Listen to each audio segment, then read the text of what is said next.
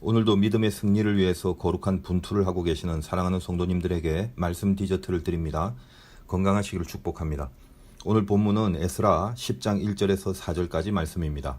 에스라가 하나님의 성전 앞에 엎드려 울며 기도하여 죄를 자복할 때에 많은 백성이 크게 통곡하매 이스라엘 중에서 백성의 남녀와 어린아이의 큰 무리가 그 앞에 모인지라.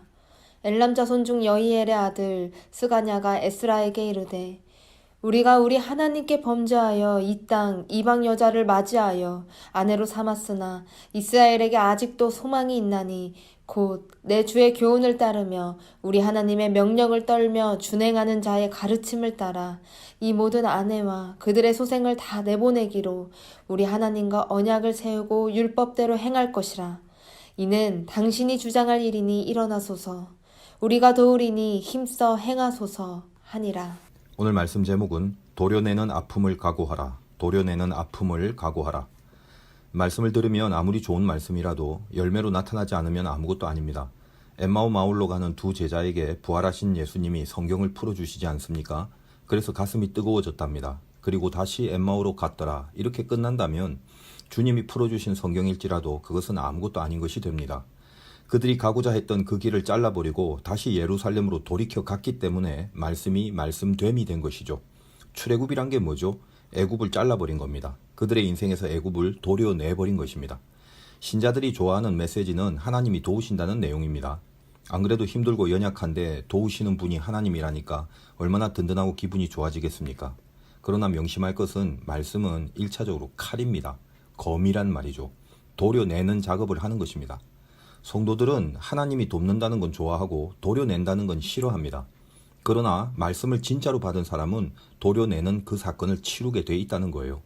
여러분이 말씀을 듣고 많은 결단들을 하면서 이제껏 살아왔습니다. 그것이 신앙 인생이기 때문에 그렇죠. 그 많은 결단 중에 거의 대부분은 나의 죄성의 어떤 부분을 칼로 도려내는 그 작업을 했습니다. 병이라는 게 무엇입니까? 점점 죽게 만드는 거죠.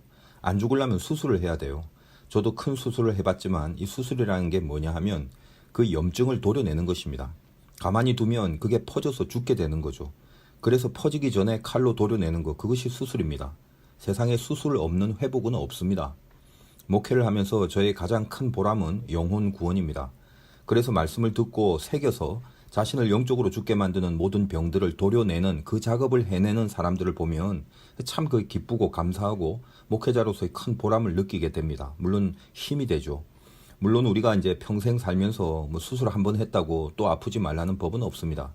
늘 병이 들 때마다 뭔가 이 칼을 대야 되는 작업을 반드시 해야 된다는 거예요. 또 자르고 또 도려내고 퍼지지 않게 만들어가는 계속되는 싸움을 우리는 죽을 때까지 해야 됩니다. 오늘 이제 스가냐라는 사람이 등장하는데 에스라에게 이 스가냐는 얼마나 큰 힘과 보람이 되었는지 모릅니다. 오늘 본문 상황 잠깐 한번 볼게요. 에스라가 백성들의 자폰을 통해서 세상과 섞여서 가증한 일들을 자행하고 있는 그 무리들 때문에 성전 앞에서 엎드려 울며 기도하고 있었습니다. 그리고 죄를 자복한답니다. 이 자복이라는 히브리어 야다는 1차적으로 안다라는 뜻이에요. 우리가 회개할 때 그 회개 안에 포함된 개념이 자복이지만 이 죄를 안다는 것이 얼마나 중요한 과정입니까? 모르면 회개가 안 되죠. 알아야 돌이킬 것 아닙니까? 그런데 이 안다라는 것이 지식이나 정보를 말하는 게 아닙니다. 말씀이 들어오면 영적으로 각성이 일어나서 이거는 내버려 둘 일이 아니라는 것을 그걸 알게 된다는 것입니다. 다윗이 범죄한 후에 저지른 그 사건이 죄라는 것은 일반적으로 객관적인 판단을 할 수 있는 그런 개념 아니겠습니까? 왜 일반적이고 객관적인 판단이 없었겠습니까? 당연히 죄죠. 이방인도 아니고 평생을 하나님의 관계 속에서 살아온 다윗인데 그러면 그 죄라는 것을 아는 것은 그의 혼이 그것을 죄로 인식을 하고 있는 거겠지만 나단 선지자가 다윗에게 말씀을 던졌을 때는 그 말씀으로 하여금 다윗의 영이 야다가 되었습니다. 다시 말해서 그의 영이 그것을 죄로 알게 되었다는 겁니다. 혼으로 알게 되는 것과 영으로 알게 되는 게 달라요. 자복이라는 이 야다는 영으로 알게 된다라는 그 안다를 말합니다. 야다가 오면 회개가 일어납니다. 아까 말씀드렸던 엠마오로 가는 제자들은 성경에 보니까 슬픈 빛을 띠고 있었다 이렇게 되어 있습니다. 지금 그들이 엠마오로 도망가는 그 걸음이 막 좋아서 신나서 사명감으로 그렇게 하는 신앙적 행위가 아니었습니다. 그들의 혼은 그 걸음이 슬플 수밖에 없는 그 걸음이라는 걸 느끼고 있었단 말이에요. 그러니까 아직 야다가 아니죠. 주님의 말씀이 들어가고 나서 드디어 야다가 일어납니다. 우리 속에서 마음이 뜨겁지 아니하냐 이렇게 고백을 합니다. 그들의 영이 야다한 것입니다. 그것을 자복이라고 그럽니다. 그러니까 가던 발길을 끊어버리고 돌이켜서 백투 예루살렘을 시작합니다.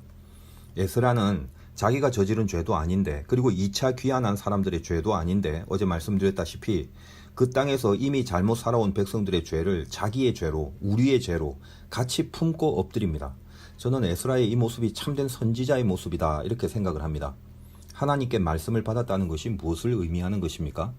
그냥 나는 스피커처럼 볼륨만 틀어놓고 전원만 켜고 끄고 또 말씀이 있으면 켜고 없으면 끄고 그렇게 마이크로 사용되기만 하면 그것이 과연 말씀을 받은 것입니까?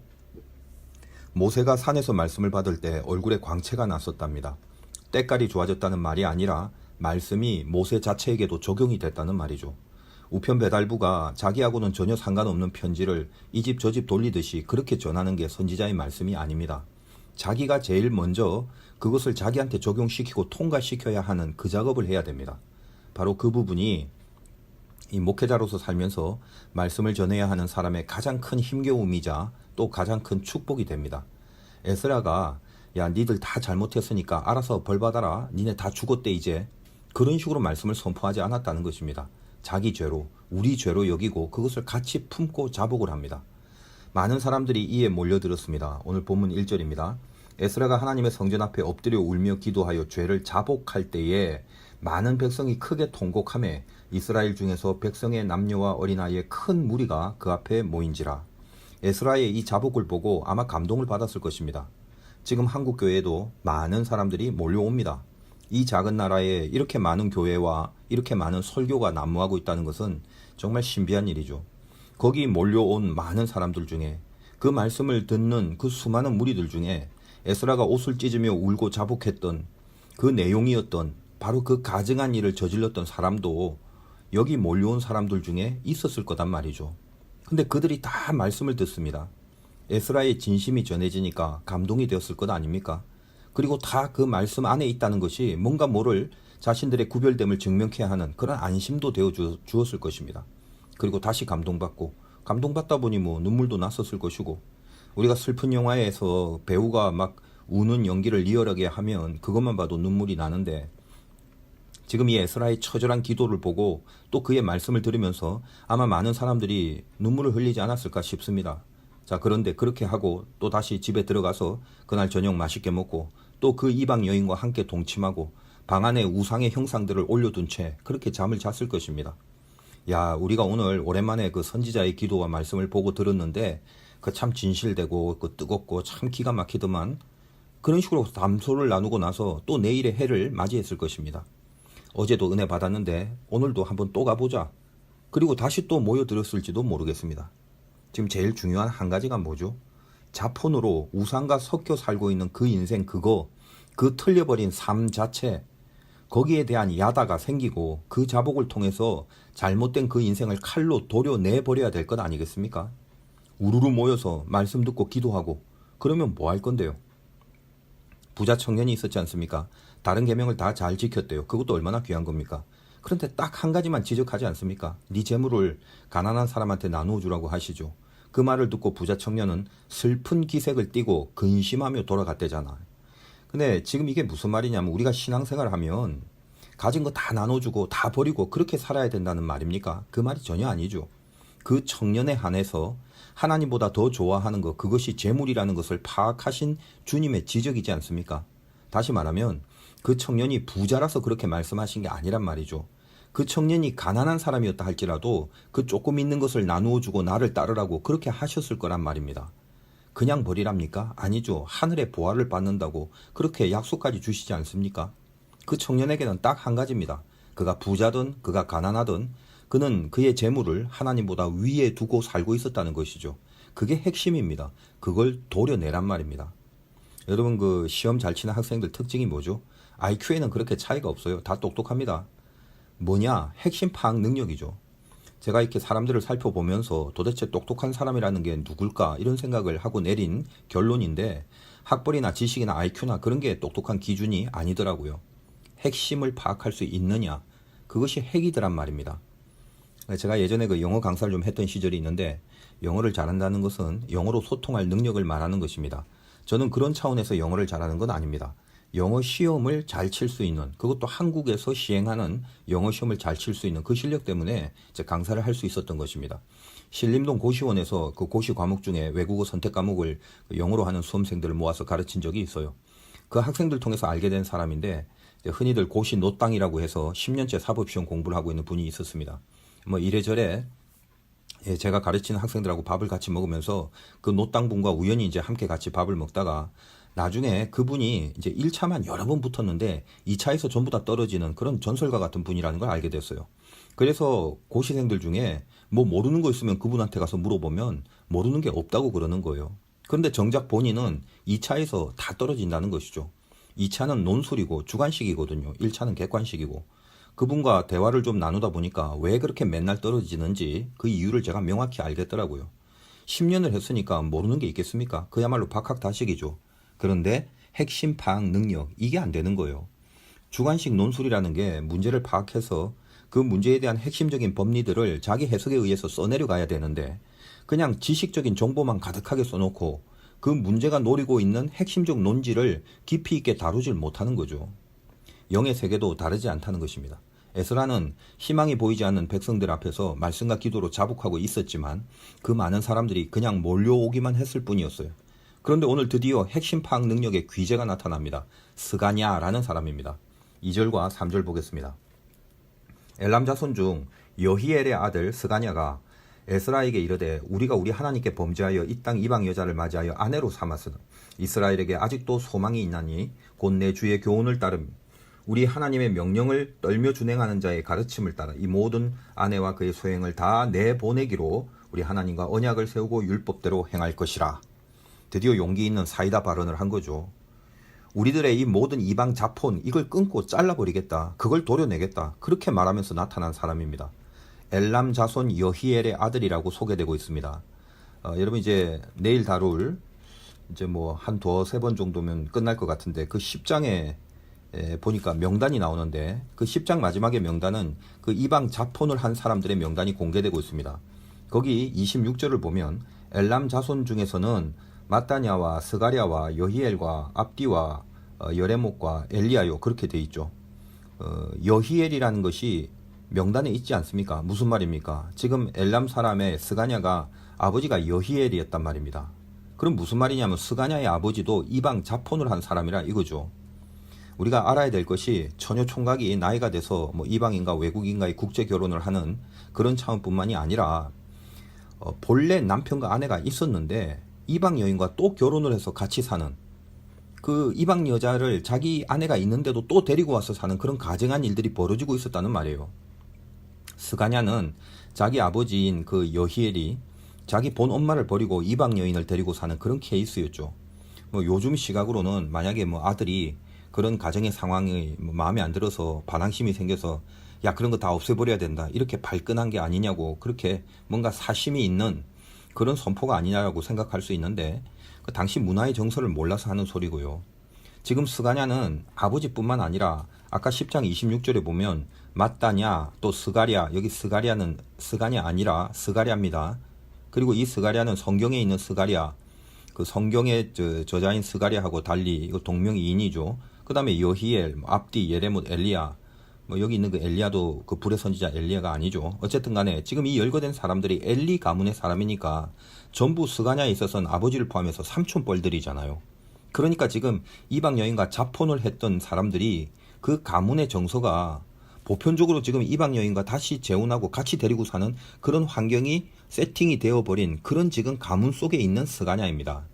그런데 이 같은 상황에서 그 이방 여인들을 다 잘라 도려내서 다시 다 내보내게 하라 이렇게 말하는 것과 그렇게 실천하는 것 그걸 따르겠다는 거 이게 쉬운 일입니까?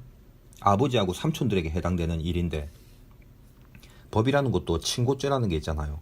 가해자나 피해자의 의지 없이 검사가 공소할 수 있는 그런 사건이라도요. 예를 들어 그게 가족 간이라면 친히 고소를 해야만 처벌이 가능한 그런 경우를 말합니다. 그 뭐 전문용어로 반의사 불벌죄라고 해서요. 의사가 없으면 내가 이걸 뭘 처벌하겠다라는 의사 그게 없다면 벌을 줄 수 없는 경우인데 예를 들면 뭐 아들이 아버지 돈을 지갑을 훔쳤어요. 그러면 아버지 고소가 없으면 처벌을 안 하는 거죠. 이거는 가족과 친족들이기 때문에 적용되는 특례법이거든요. 모르면 몰라도 아버지와 삼촌들을 상대로 지금 스가냐는 자기 마음을 도려내야 될 각오를 하지 않고서는 이렇게 할 수 없는 것이죠. 그래서 가족관계라는 게 제일 힘든 겁니다.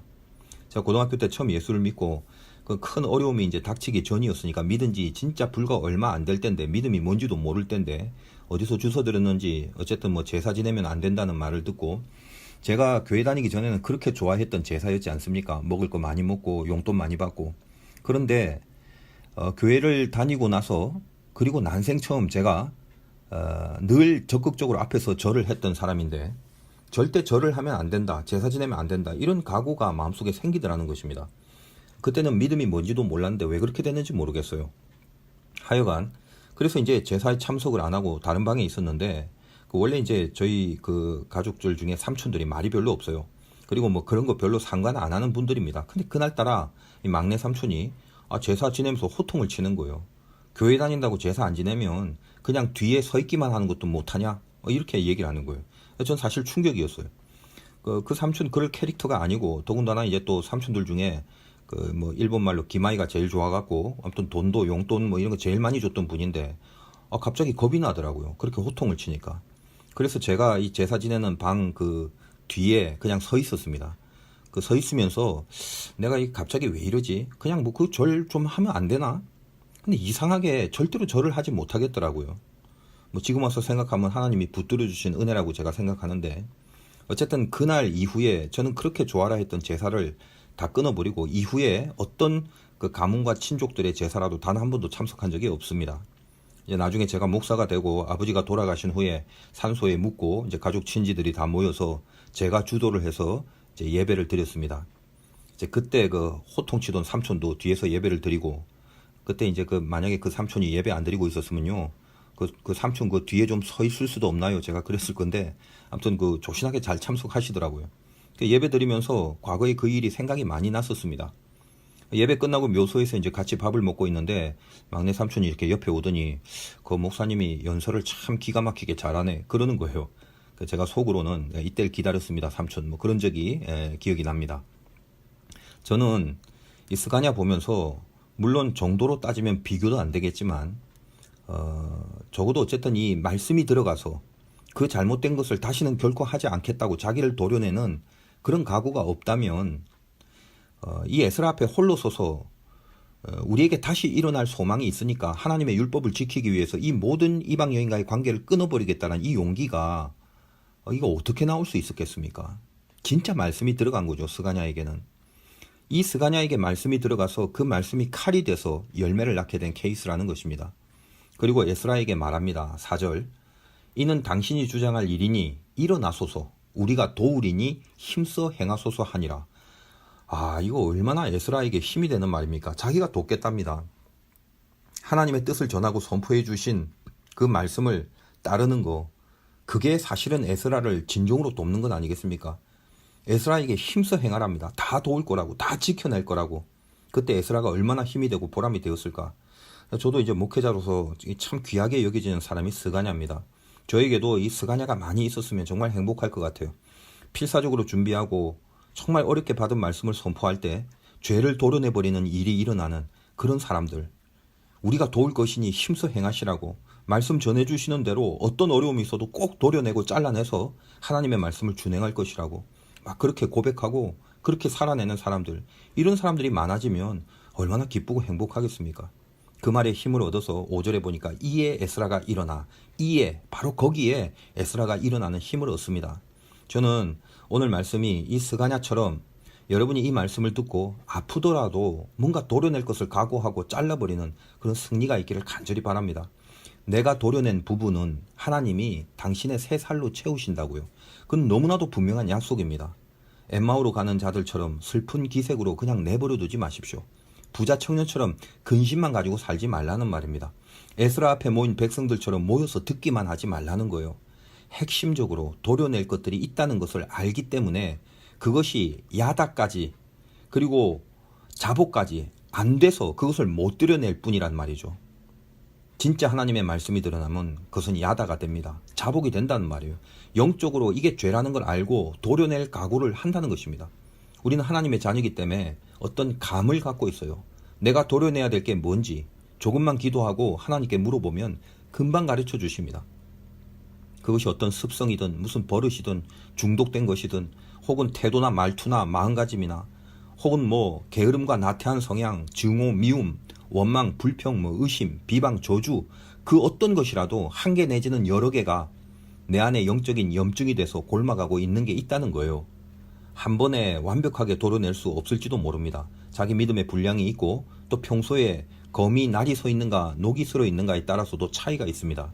그러나 분명한 건 시도하라는 거예요. 시도 하나라도 분명히 잘라내려고 칼을 들어야 됩니다. 물론 아픔이 따르죠. 그래서 부담이 되고 그래서 이게 싫습니다. 그냥 이대로 살아도 된다라고만 하지 말라는 거예요. 골마서 터지면 죽는 것뿐입니다. 수술도 할 수 없을 정도로 퍼져버리면 더 이상은 힘들어집니다.